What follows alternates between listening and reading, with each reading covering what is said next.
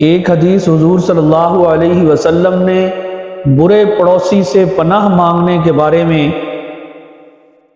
حضرت ابو ہریرہ رضی اللہ تعالی عنہ فرماتے ہیں کہ کان من دعاء النبی صلی اللہ علیہ وسلم اللہم انی اعوذ بک من جار السوء فی دار المقام فإن جار البادیۃ یتحول،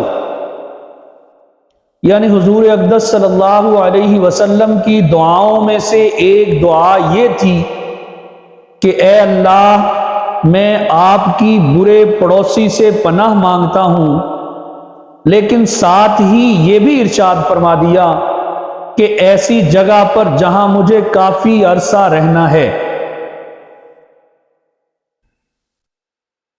کافی عرصہ رہنا ہے یعنی رہائش والی جگہ، کیونکہ پڑوسی کئی طرح کے ہوتے ہیں۔ سفر میں بھی انسان کا پڑوسی ہوتا ہے، لیکن وہ جو سفر کا پڑوسی ہے وہ تھوڑی دیر کے لیے ہے۔ جب تک آپ کا سفر ہے، وہ آپ کے ساتھ سفر کر رہا ہے، اتنی دیر وہ آپ کا پڑوسی، اس کے بعد وہ آپ سے علیحدہ ہو جائے گا، جدا ہو جائے گا۔ تو آپ علیہ السلام نے ویسے تو پڑوسیوں کے حقوق ہر لحاظ سے بیان فرمائے، لیکن یہ دعا اس میں آپ نے فرما دیا کہ جہاں پر مجھے ہمیشہ رہنا ہے، یعنی میرے گھر کے ساتھ جو پڑوسی ہے، یا اللہ اس کے شر سے میں آپ کی پناہ مانگتا ہوں۔ تو انسان کو اپنے پڑوسی کا، اپنے ہمسائے کا خیال رکھنا چاہیے کہ کہیں میری وجہ سے وہ تنگ نہ ہو جائے، یا اس کو کوئی ایذا نہ پہنچے، یا اسے کوئی تکلیف نہ پہنچے۔ تو پڑوسی کے حقوق اللہ کے نبی صلی اللہ علیہ وسلم نے بہت بیان فرمائے، اور خود ان پہ عمل کر کے بھی دکھلایا۔ کوئی بھی نقصان ہو جائے، حتی الامکان آپ کوشش کریں کہ آپ کی وجہ سے پڑوسی جو ہے وہ تکلیف میں نہ آ جائے، پڑوسی کو کسی طرح کی کوئی تنگی نہ ہو جائے۔ حضرت عائشہ رضی اللہ تعالی عنہ اپنا ایک واقعہ بیان فرماتی ہیں کہ ایک مرتبہ حضور نبی کریم صلی اللہ علیہ وسلم میرے گھر تشریف لائے۔ آپ علیہ السلام نے باریاں مقرر کی ہوئی تھیں کہ آج اس بیوی کے گھر رہیں گے، کل اس بیوی کے گھر رہیں گے، اگلی رات اس بیوی کے گھر ہوگی۔ تو ایسے ہی باری میری تھی، تو حضور علیہ السلام میرے پاس تشریف لائے۔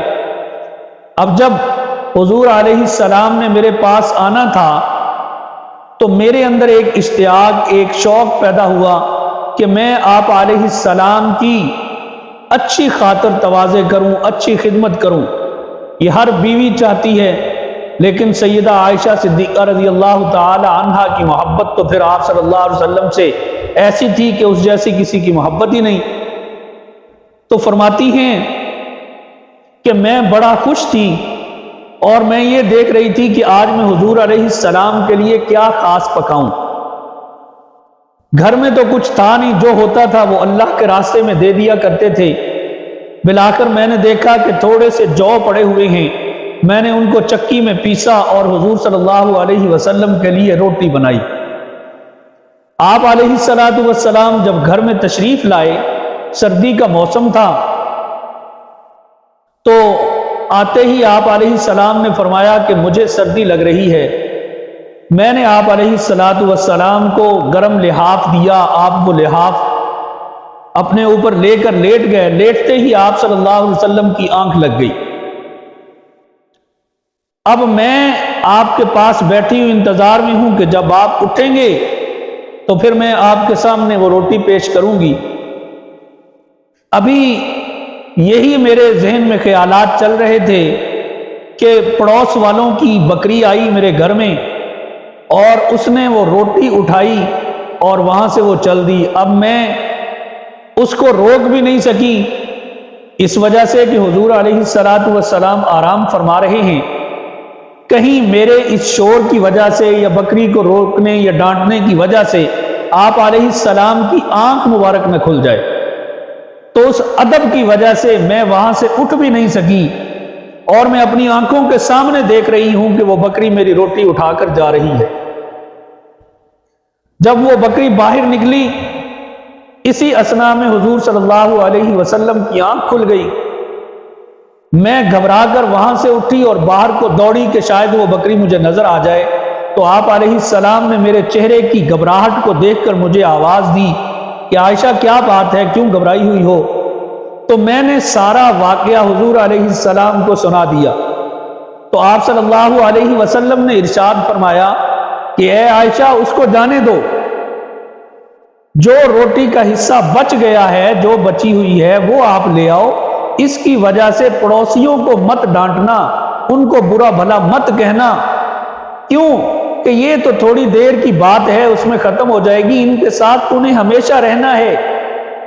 تو دیکھیں حضور صلی اللہ علیہ وسلم نے کس وقت میں حضرت عائشہ کو روکا کہ آپ نے پڑوسی کو کچھ نہیں کہنا۔ حالانکہ یہ روٹی کی قدر ہم لوگ نہیں جان سکتے جو اس وقت سیدہ عائشہ نے بنائی تھی۔ روٹی کی قدر ہم پہچان نہیں سکتے، ہم جان نہیں سکتے، کیونکہ آج کل رزق کی فراوانی ہے، ہمیں وہ روٹی کی قدر نہیں ہے۔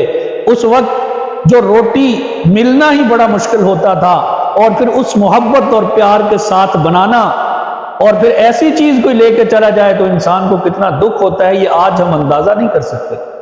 یہ وہ لوگ جانتے ہیں کہ جو 4 دن، ہفتہ مہینہ مہینہ بھوکے رہتے تھے۔ تو اللہ کے نبی صلی اللہ علیہ وسلم نے پڑوسی کے حقوق کا بڑا خیال رکھا۔ ایک حدیث میں حضور صلی اللہ علیہ وسلم نے ارشاد فرمایا لا يدخل الجنت لا يدخل الجنت من لا يأمن جارہ بوائقی، کہ وہ شخص جنت میں داخل نہیں ہوگا جس کی وجہ سے اس کا پڑوسی تکلیف میں مبتلا ہو، اس کا پڑوسی اس سے تکلیف سے محفوظ نہ ہو، وہ شخص جنت میں نہیں جائے گا۔ تو ہمیں سوچنا چاہیے کہ کہیں ہماری وجہ سے ہمارے کسی پڑوسی کو، ہمارے ہمسائے کو کوئی تکلیف تو نہیں پہنچ رہی، اور اگر پہنچ جائے تو اس کا ازالہ کر لینا چاہیے۔ پہلے تو کوشش ہی یہی ہونی چاہیے کہ ہماری وجہ سے تکلیف پہنچے ہی نہ۔ ایک موقع پر حضور صلی اللہ علیہ وسلم نے ارشاد فرمایا کہ اپنے گھر کے سامنے والی جگہ کو صاف کیا کرو۔ دیکھیں کیسی کیسی باتیں اللہ کے نبی صلی اللہ علیہ وسلم نے سکھلائی ہیں۔ جب ہر شخص ہم میں سے اپنے گھر کے سامنے والی جگہ کو صاف کرے گا، اور عمومی طور پہ ہوتا کیا ہے کہ ہم لوگ اپنے صاف کرتے ہیں اور کوڑا کرکٹ جو ہے وہ ساتھ والوں کے دروازے پہ جمع کر دیتے ہیں۔ اس سے منع فرمایا ہے کہ اپنا جو صفائی ہے، اس کا جو کوڑا کرکٹ ہوگا اس کو خود اٹھاؤ اور مناسب جگہ پر جا کر پھینکو۔ جب ہر شخص اس کا اہتمام کرے گا تو پھر کسی دوسرے کو صفائی کی ضرورت نہیں پڑے گی، یا شہروں میں جو بلدیہ ہے اس کی ضرورت نہیں پڑے گی۔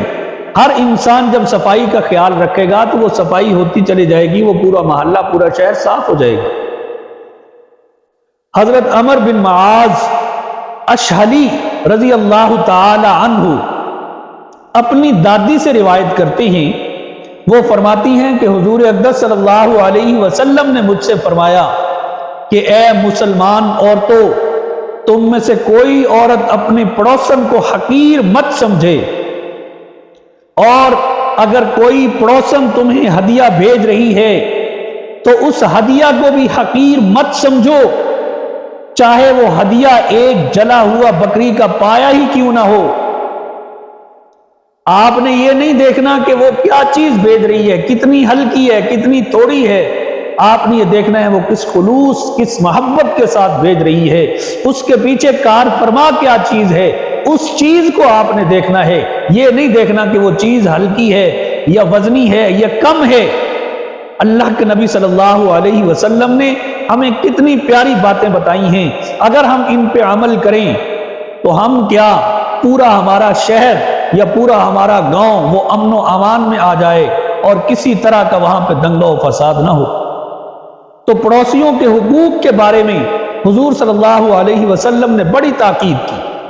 حضرت مجاہد رحمۃ اللہ علیہ، جو حضرت عبداللہ ابن عمر رضی اللہ تعالی عنہ کے خاص شاگرد تھے، وہ فرماتی ہیں کہ ایک مرتبہ میں ان کے پاس بیٹھا ہوا تھا کہ ان کا ایک غلام بکری کی کھال اتار رہا تھا، تو حضرت عبداللہ ابن عمر رضی اللہ تعالی عنہ نے اس غلام سے فرمایا کہ اے لڑکے جب تم کھال اتار لو تو اس کا گوشت ہمارے یہودی پڑوسی کو بھیج دینا۔